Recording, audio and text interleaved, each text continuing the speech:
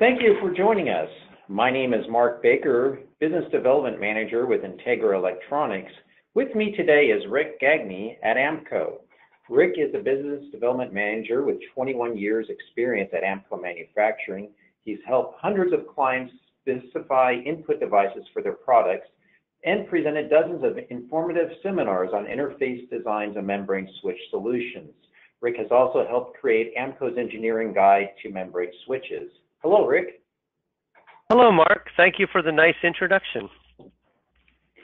Today, we're going to talk about the human-machine interface and discuss from our experiences working with design engineers for the last 20 years on membrane switch and graphic overlays. Our goal here is to help lessen any learning curves you may be going through with designing a membrane switch. Rick, I'm going to have you walk us through the human and machine information circuit. Thank you, Mark. This slide about the human-machine information circuit, I really like it about the work environment. So what we're dealing with in interface design or human-machine interface is controls and displays. So we'll talk about those as we go through, displays, controls. And here we go. So the interface design we'll deal with is membrane switches. So that's my experience in my career, is dealing with membrane switches and helping customers specify them on their products. So some of the advantages of membrane switches is some of the key features really is that they are the part of the human-machine interaction. They are what you use for input and also what you visually see as your output. Not only visually see, but also feel. They give instruction. They help protect your product at the same time. And some of the benefits is their design flexibility. You can design them and make them look however you really like. And they're really easy to get to market. So they're because of that design flexibility, they can be designed quickly and easily. So what is a membrane switch? So the ASTM describes a membrane switch as a momentary switch device in which at least one contact is on or made of a flexible substrate. And that pretty well does describe a membrane switch, but we're going to go more in depth on what that really means in the next few slides. And I should just say that we developed this presentation over many years and taken information from that, from our recently made up engineering design guide for membrane switches, and from different symposiums that I've been to on printed electronics and membrane switches. So we boiled all that down into a short presentation, and we hope that it's helpful for you. But there is lots more information that you can get on this subject. So membrane switches, you'll see them in many areas. They're used commonly on portable or handheld devices because they're thin and they're light. They're used in marine and aviation because they're very rugged and reliable, and they can withstand salt air, and they're sealed. They can deal with the different pressures of elevations from aviation. They're used in military because of how tough they are. Oil field and mining because they'll withstand harsh chemicals and abrasive environments. And medical, they're very common because they do deal with these harsh cleaning chemicals, and they're nice and flat, so they can remain clean. And more you're seeing them in automotive just because of their ruggedness. And then so we'll take you through, here's some examples of some membrane switches that we'll talk about. So these are what we call flexible tail membrane switches. So these are flex tails. They are silver circuit printed on a polyester substrate. So that's what we're going to discuss today, that type. So to get a good idea of what makes up a membrane switch, we break this down by layers. It's a lot of detail, but we'll just touch on each of these layers with a few points on each. And down the left side of the next few pages, and this page, you'll see that we've listed the layers. Not every membrane switch will have every single layer in this list, but we'll explain more fully shortly. The top layer of a membrane is the graphic overlay portion. It's the part you see and touch and use. So that is an important layer to the function of a membrane switch. There's a lot of different options you can have on this layer, from embossing. You can have raised areas of the switch, which makes it a nice feel, or makes it more functional. You can have different prints. You have instructions. There's a lot of finishes available, from gloss to anti-glare and textured and even selective finishes. In this area, there's been big advancements in the last number of years in this area. We used to screen print these graphic overlays, and we tell our customers you can have 1 or 2 or 3 colors, but don't do too many because of the cost. But now with advances in digital printing, we're able to do picture quality graphics, or many colors economically for a membrane switch. So that's really a big advance in our industry in the last few years. So other things that we are doing that we want to talk about is the different materials. So we're using, in the past it was polycarbonate materials, Lexan, which is, a tough material in its own right, but it's used for bulletproof glass, for instance. And now we're using a lot of polyester materials, which are more chemical resistant. They're better in temperature extremes, and they have versions with UV resistance. So these are some really good materials that are out in the market. So one of the things about graphics, because we can now print anything you want, people are taking this to extreme. So they're able to print different materials, different types of graphics. And I wanted to just bring Mark back in. He wanted to mention about the symbols that can be printed. Yeah, no, thank you, Rick. So there's 2 symbols and standards. One is through IEEE, which is the standards primarily used in the United States for on-off, crescent moon for sleep modes. And then also there's the European, more widely based Unicode standards for products.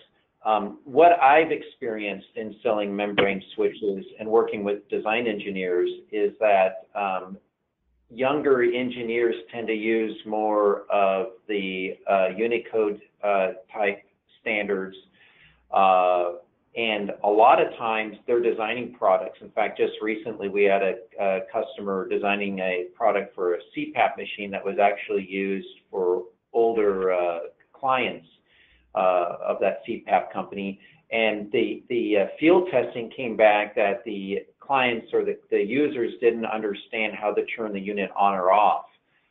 They didn't know what the symbols were. So one big thing is to make sure that when you are designing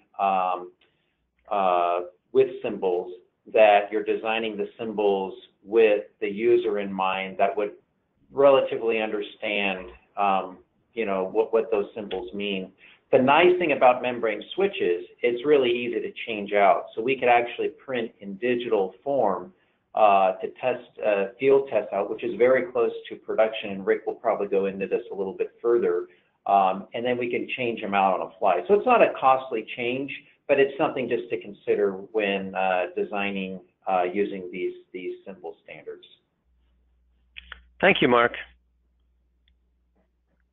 And just as a caution that I always say is be careful of symbols, like Mark said, but I would just reiterate, there's the item on the lower right here where there's a picture of some headphones with an arrow pointing to the headphone jack. That's a really good use of a graphic. But then there's another one here that it looks like a Z or a lightning bolt, and perhaps that's your user understands what that means, but someone like me who's not in that business wouldn't understand that, obviously. So the next layer down, so we've talked about graphic overlay and some of the different features. Now we'll just go through these other layers as well. So shield. A shield is an optional layer we can put in a membrane switch. It can help protect the rest of your circuitry. So we can put a layer in there that covers from static or EMI or RFI fields. And what we're, for static, I did have an application. We made a membrane switch for Honeywell, and after making it for a couple of years, they found that they needed it to pass a new static dissipation test and found that it failed. So one of the solutions we made was to adjust our circuitry further from the edges. So we moved all of our silver circuit away from the edge, and we're able to make that pass. So that's just some of the things we have to deal with for shielding. I'll keep on going. So a dome retainer, this is an internal layer into a membrane switch. It's simple description describes what it does. It just holds the dome in place while it's being built and in use.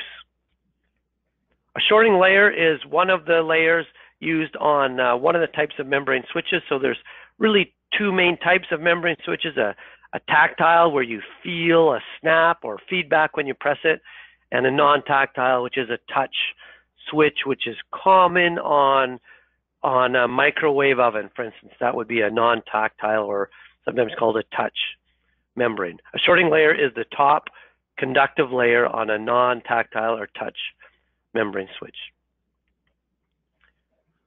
A tactile or spacer layer. So this is the layer of a switch. So because a membrane switch is made up of two layers, there's a rigid layer on the bottom with circuitry on it and a top layer that moves or it's flexible. This tactile layer is the thing in between. So it keeps the two layers apart so to keep it from contacting when you don't want it to. So that's what we call the spacer layer. And the circuit, so that is the very important layer of a membrane switch. So it's a flexible polyester with a silver print. So this is a silver paste we print, and or we can do it with a rigid PCB and copper circuit. So they're both good options. They both have their own advantages and disadvantages. Most of the membrane switches we make are made with the flexible polyester with silver circuit layer. It's really easier to set up and make and test and trial. Rick, actually, I have a question in regards to that. When you print the circuit layer, what types of components can you actually place on that layer? Yeah, thank you, Mark, for that question. So when we print that circuit, we're bonding components on there like LEDs, resistors, light sensors, really just any components. But there is some constraint on the silver circuit on polyester. There is less resolution that we can achieve with that. So we can't put like a ball grid array on a circuit like that, for instance, but we can get a lot of simple components on those circuits, and we have been very successful doing so.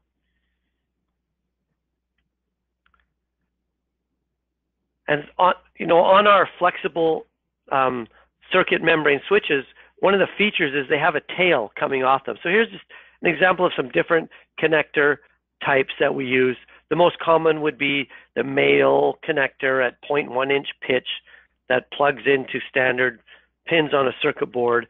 And what's becoming more popular is this friction feed or zero insertion force. So that's a little lower cost connection tail for our end, although the connection at the PCB side might be a little more costly. Do membrane switches, going back to the tails, do they always have flexible circuits, or could you also hardwire if you wanted to do a cable assembly beyond the flex circuit? Is there any capabilities in that? Well, on the flex tail, we can plug into either right to a circuit board or to another extension tail. That would be one way to do it.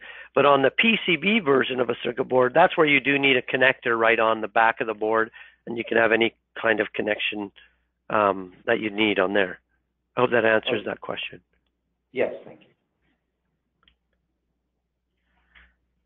And then the bottom layer of the membrane is the mounting adhesive, and this is really important because a membrane switch one of its really advantages is its peel and stick assembly. So you can put this on any surface.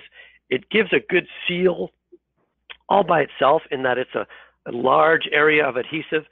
But one of the things you have to consider is what the surface is you're applying to, the texture, whether it's a bare metal or another high surface energy material like ABS or polycarbonate, or a low surface energy surface like polyethylene or polypropylene, or most powder coatings. So for low surface energy like powder coated surfaces, you need a low surface energy adhesive, and it's really important you get this right, otherwise you'll have a very weak or poor bond. So it's important to know your surface. So the a membrane switch does have a natural good seal. So because it's a wide area of adhesive, but some people want a better seal than that because they want to put a membrane switch outdoors, or they want to have NEMA 4 or IP67, basically a fire hose spray resistant membrane, and you can achieve this with a membrane by using a border seal. In other words, a continuous seal of adhesive. So that's really common on a membrane switch. Or with some designs, you can have a double step recess design where you can get that border seal feature without added cost. So that's another type.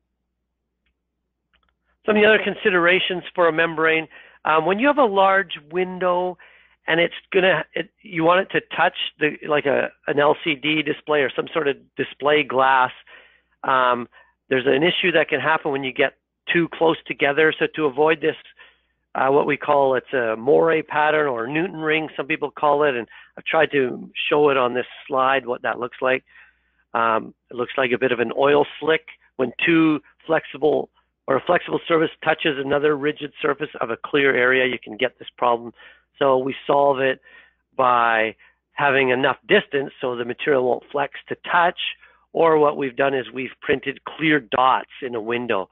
And you may have seen this in some products where there's a window and you'll see just tiny dots in a pattern on the window to keep the layers apart to prevent this strange pattern.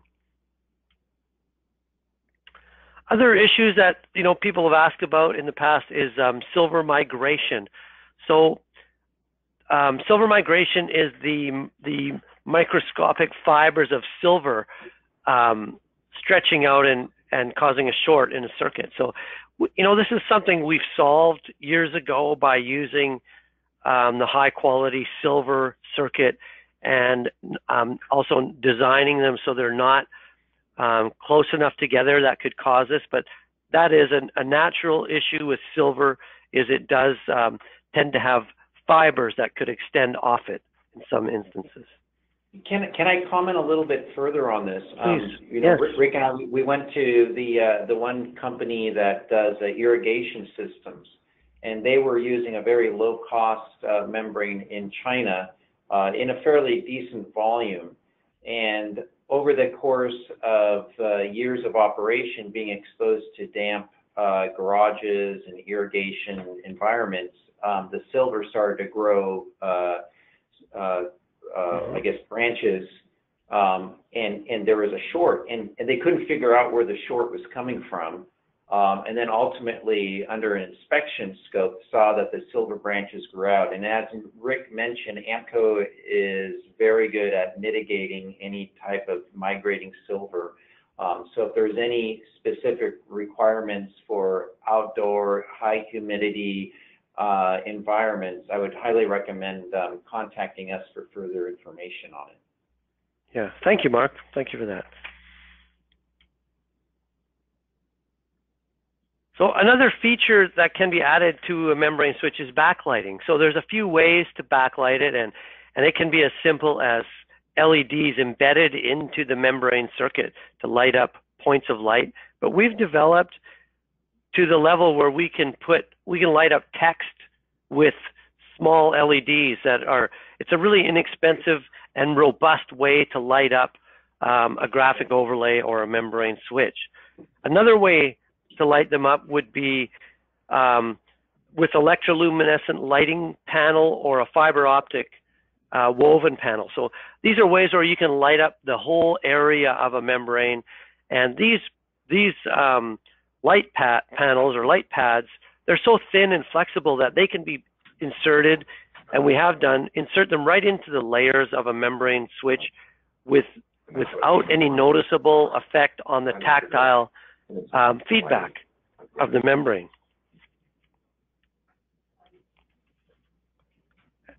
And not only can we embed, and I mentioned this before, we can embed other things other than LEDs into the thin layers of the circuit.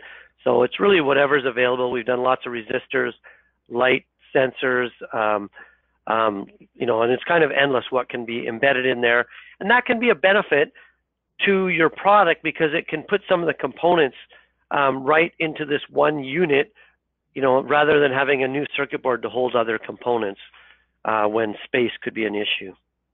Yeah, we've actually had a couple of other opportunities come up where we did backlighting logos.